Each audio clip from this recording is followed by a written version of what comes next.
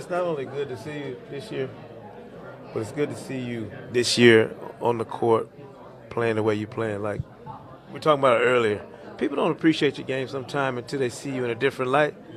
Like the fact that you can defend and play on that end of the floor the way you can, it's like people just not discovering it.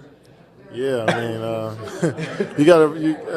At some point, you know, my game had to grow. I had to figure out how to be a winner, how to be a better overall basketball player, and I feel like I've been on that, that train for a while, since probably 2011, 2012, and I feel like my game had turned the corner then, and I'm still fine tuning and getting better. So, it's a new position, a lot of attention on this, and you get to see my full game. So.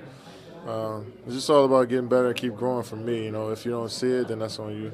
I think the word that's interesting you use is change and grow, instead of being like we were talking earlier about when you arrive in Golden State and people think, well, he's going to have to play a different style of ball, or he's going to change the way he plays. But to say that you have to grow your game, I think that's a more interesting way of looking at it, in a way of what you've had to do this year. Yeah, I mean, a lot of people thought I was going to come in and just jump on the train and not have to pull my weight, So, I'm pulling my weight. I got to come out there and play extremely well for us to win every night. I have to, defensively, I have to be there for the team for us to win, because we play small a lot. So, I got to play bigger than what I'm used to playing. Guarding fours, boxing out, stuff like that, and so I'm pulling my weight, man. I'm getting better, and when you start thinking about other parts of the game outside of, like, do I have the ball in my hands? Can I make a play for somebody else, instead of maybe if I cut here, I can get somebody else a wide open jump shot, which is basically a assist on me that nobody really knows about. So, when you think about that type of stuff, it makes the game fun. We were laughing earlier. We had Dr. J sitting here, and then we had Marquise Chris. Like, we got guys who have such a long history of the game, and then guys who are just dipping their toes in this thing. Yeah. You're in that middle ground now. Yeah, you've been in the league so long, you still look young. You got the baby He is face. young.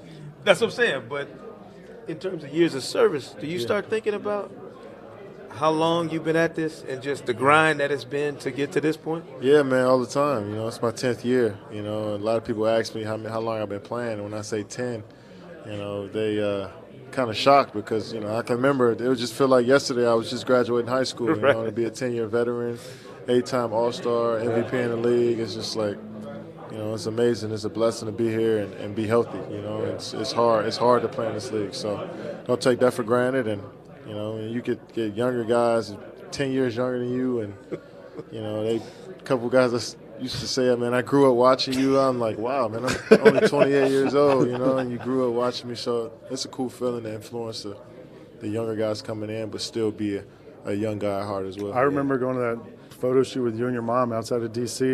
Before the draft. A long time ago. People are sending in questions. Aurelian wants to know, what's your relationship been like with Steph and Clay and Draymond since you arrived in Golden State? It's been pretty good.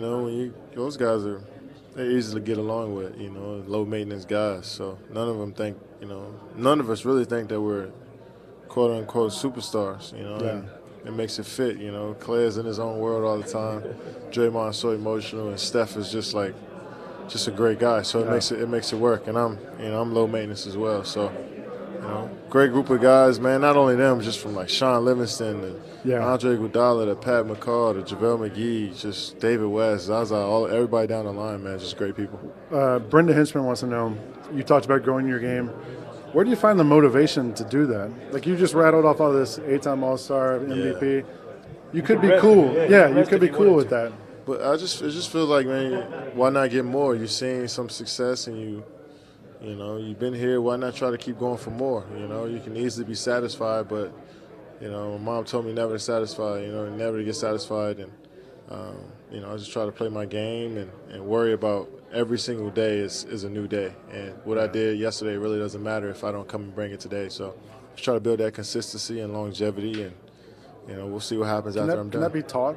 Is that, or just something you have? It's got to be learned, huh? Yeah, it's just got to be learned. I think just having good people around you. Obviously, game was just all fun early on. You weren't expecting to get better, or you didn't have any end goals, that early. And but now when you've done everything from high school to college to the NBA, it's just like, how can I keep adding on, keep piling on? So that's the fun part. Yeah. You know? And you don't know where you're going to be because, like you say, high school, college, your goal is to get to the NBA. So in the NBA, what your goal now is just to keep going and see where we'll go after that. Yeah. William Tyler just wants to know, what's your height? I'm 6'8", 6'8 and a half. Sekou referred to you as 6'13" a little while ago. Yeah. When you're as short as I am, everybody looks like a giant, man. Come DeAndre on. Jordan's giving you the Look, side hey, eye. give me right you He's now. always giving a side on, man. He's a hater. You know, I tell people, and we know you got to run, so we'll get you out of here on this last one. But I tell everybody, like, when I watch players, I'm trying to think of, like, the catalog of their games. Like, you watch them as rookies. I watched you put a dagger in his Hawks your rookie year. I remember last second. Yeah. I had to write the game story, and I was like, wow, this dude is going to be something. But then I think about the time when I watched you play where I thought, yo, he's on that next level, and it was the London Olympics. Oh, yeah. And when it's a conglomerate, you know, all you guys together, and man, you was shooting threes, and it looked like layups, and you smacking yourself on the leg. And I was like, this could be a problem. Like, this could be trouble. Do you know when you're doing that, like when you're in that mode, that you pushed it to that next level? Yeah, man. When you kind of get lost in the game, you don't realize who you're playing with and who the coach is and where you are. It's just like when you get lost and you get in the zone, man, it just feels like nobody can stop you. Yeah. And played with some great players on that team, from Kobe to LeBron and Melo, CP, and it felt like they were leaning on me at points throughout the Olympics and throughout the gold medal game, and you know, it was just it was amazing to be a part of, and I felt like I belong with that group now. You know what I mean? So you go from a young guy to being, you know, in that group with the best in the league. It's an amazing feeling. Is that the best, that feeling? It's It is because it's that very specific. It's that respect they have for your game, and it's like, you know, I was picking Kobe's brain on his footwork, and LeBron on, you know, how he takes care of his body, and Melo on jab steps. Like, so you just going through the game and just learning from these players. Just, you know, you have so much they have so much information, and I have so many different experiences. It's pretty cool, man. Yeah. Awesome. We appreciate it, man. KD, all right, taking that time, man. All right. As Good seeing always. you. Thank you, bro. All right.